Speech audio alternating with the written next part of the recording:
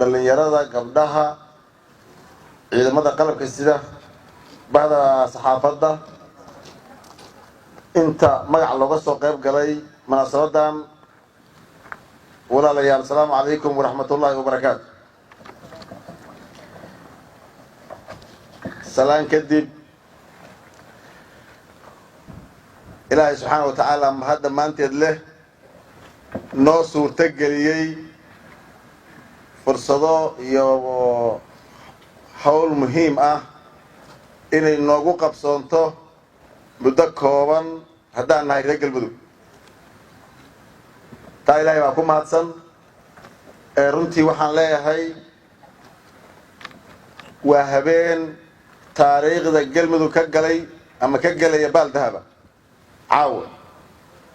sidii hore loo wada xusay.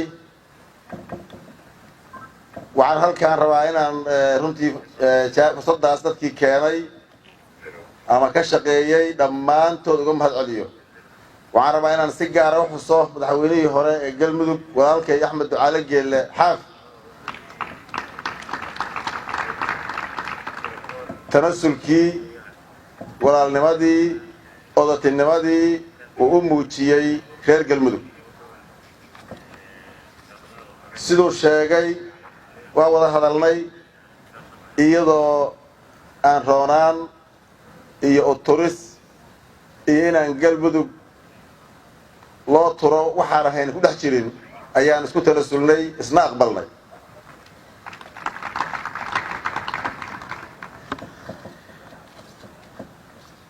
waa oday galmudug waa aabihii galmudug waa runtii taariikhda xusi doonta hawshii uu soo qabtay oo ay ka mid tahay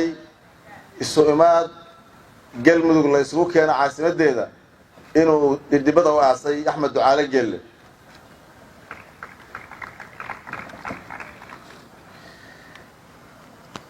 guushaas taariikhiga ah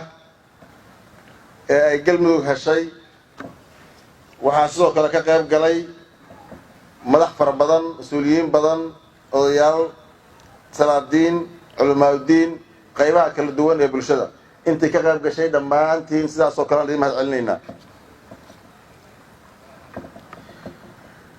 walaalayaal, adduunka markii doorasho ay dhacdo meel kastoo la joogo doorashadu waxay keentaa kala duwanaansho, waxay keentaa kala qaybsanaan mararka qaar. waxay dhammaataa markii doorashadu dhammaato waxaa loo wada tanasulaa ama la isugu yimaadaa danta iyo horumarka dalka. haddii doorashadii isriixriix yar ka jiray waxaa ilaahay fadligiis ah reer galmudug inay isugu tanasuleen horumarka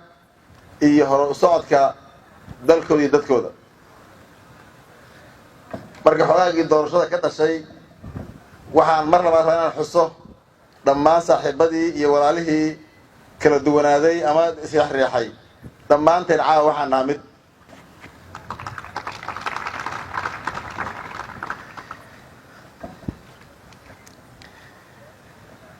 waxaa halkan nagu soo dhammaaday dib u heshiisiintii siyaasadeed. halkaasay caawa noogu soo xirantay sidii horeba loo wada xusay. waxaa bilow noo ah oo aan gudagelayna haddii ilaa yidhaahdo dib u heshiisiin bulsho taasoo la sheegay ama la wada og yahay muddo inay soo jireen shaqaaqooyin guud ahaan soomaaliya ka soo jireen, gaar ahaan galmudug ka jiraan. shaqaaqooyinkaas iyo iska hormaadyadaas oo u baahan dib u heshiisiin bulsho iyadana waan ka howlgelaynaa, waana laga wada hadlay, waana noo qorshaysan tahay. qayb ka midana waa soo qabsoontay sida huurshe iyo xaraale oo caaway nabad buuxda aan uga fadhino haddii laa yidhaahdo.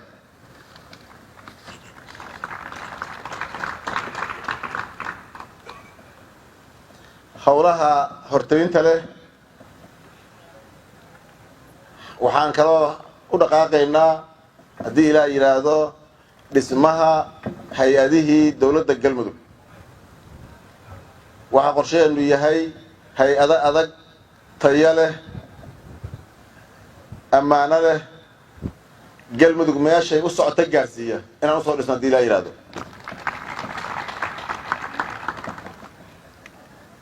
hay-adahaas waxaa kasoo qayb geli doona ama kasoo mid noqon doona dad nafti hurayaal ah astaahila inay galmudug ka gudbiyaan ama ay gaarsiiyaan hadafkeedii ujeedadeeda haddii la yidhahdo dad badan oo laga yaabo inaadnaan caawa u malaynayn ayaa hoggaanka kasoo qayb geli doona aanan ku kalsoonnahay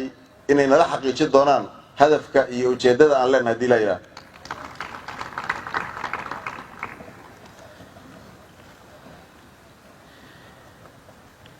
waxaan rabaa halkaa inaan fariin uga diro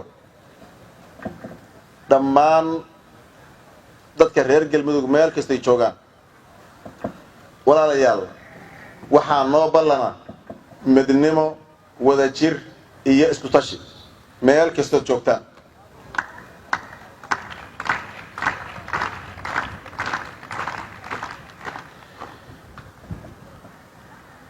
waa isku filannahay wax badan baanan qabsan karnaa wax reer galmudug haystaan iyo soomaali meeshaed ugu jiraanna waa la og yahay waxaan la soo baxaynaa kartidii iyo dadnimadii iyo tiirdhexaadnimadii lagu yaqaanay reer galmudug meel kastoon joogno gacmahan aan isqabsanayna insha allah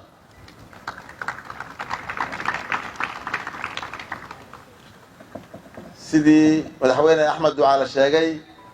dekedahaan dhisanaynaa eeraboorradaan dhisanaynaa jidadkaan dhisanaynaa kaalmadii kale iyo ciddii kale waxaan ugu taraysoon helnana waa helaynaa isku tashi si buuxana waxaan leeyahay ku talagala u soo istaaga gacmahana isqabsada wax walbaan gaaraynaa wakti kooban gudihiis haddii laa yidhaah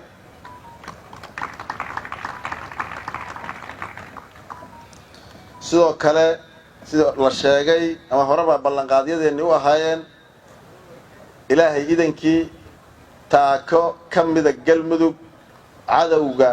argagixisada ahi ma haysan doonaan mana dullaysan doonaan kumana sii daahi doonaan waana howlgelaynaa waana u howlgalnay sidii xildhibaan axmed macalin fiqi sheegay saasay u dhahan tahay inay haddaba sii toosiyaan waa yaqaanin reer galmudug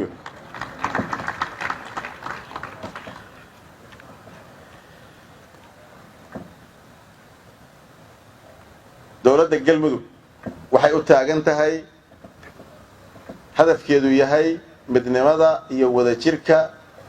ummadda soomaaliyeed iyo xoogaynta iyo xoojinta dowladda dhexe ee soomaaliya reer galmudug uma diyaarsanaa kamana fakarayaan in soomaaliya qayb ka mid ihi ficnaan karto qayb ka midna xumaan karto waa la wada ficnaan karaa oo waa la wada toosi karaa oo dowladda dhexe hadday xoogaysan tahay oo ay ku wada kalsoonnahay ayay dowlad goboleedyaduna xoog leeyihiin shaqada laga rabana qaban karaa waxaan ku kalsoonnahay qabnaa midnimo wadajir dowladnimo iyo iskaashi marna kama fakarayno qalalaaso iyo khilaaf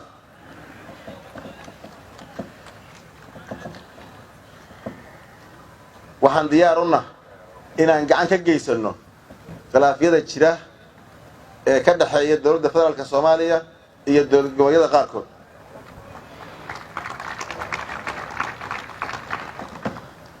haddaan nahay reer galmudug qabadkeedna waa leenahay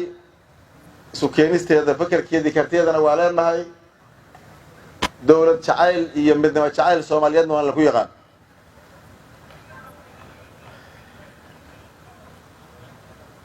marka walaalihii ama maamuladii iyo dowladda federaalka ee wax ka dhex jiraan diyaar baan u nahay inaan haddii la yidhaahdo hawshaas galno kalsoonina ku qabna inaan guul ka keeni karno taasna waa hadafkanaga oo aan leenahay gogosha weliba waxaan dhigaynaa caasimadda galmudug ee dhuusamareeb haddii la yidhaahdo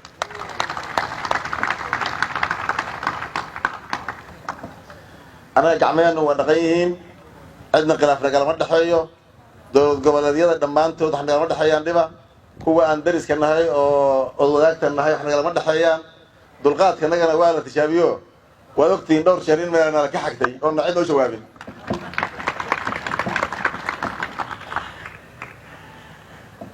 qolo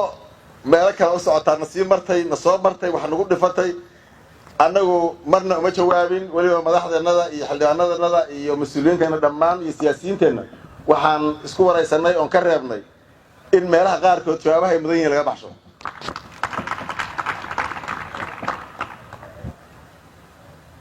sidaa darteed innagaa ugu habboon cid gobol dhigta soomaali isu keenta khilaafkana bixisa marka qolooyinkii istaataabtay oo isma xallin kartaane gogosha Dhuusamareebtaal oo tijaabadeedii reer Galmudug 60 cisho ka yar wixii khilaaf iyo qalalaas lagu ogaa ku dhamaysay tan kalena waa ka dhowdaay reer Galmudug la xama jiray soo diyaar garow gogosha waa diyaar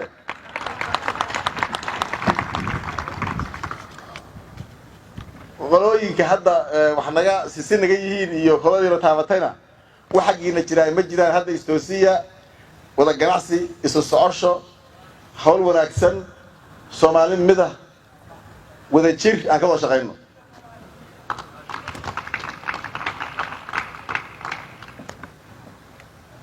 weliba madax walaalahay ah maraba inaan hadda hebel iraadee oo wax dagaal badan ku jiro dagaalka yuusan meel walba idin la gelin dagaalka yuusan meelo badan taaban intaas ha lagu siro waxyaabaha labada dowladeed iyo dowlad goboleed iyo dowladaha dariska kala dhex jirana si nabada walaalnimo ah xasilooniya ku dayasho leh aan ku xalino oo ku dhamayno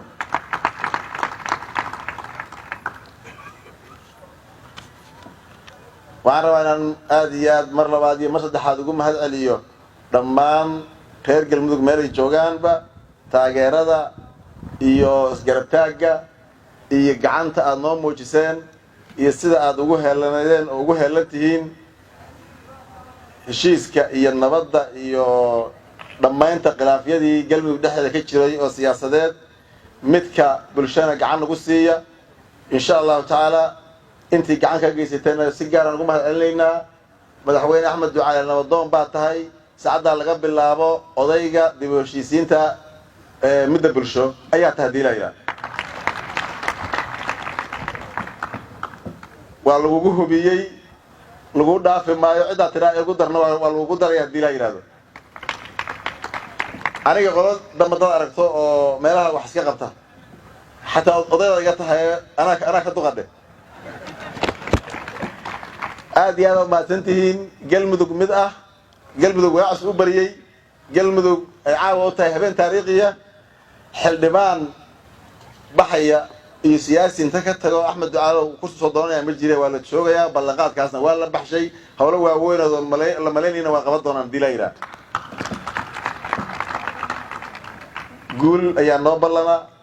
iyo inaan gaarno dhaqso meeshaan u soconno biidhnillaahi tacaala aad iyo aad ma santihiin. Assalaamu calaykum waraxmatullaahi wabarakaatu.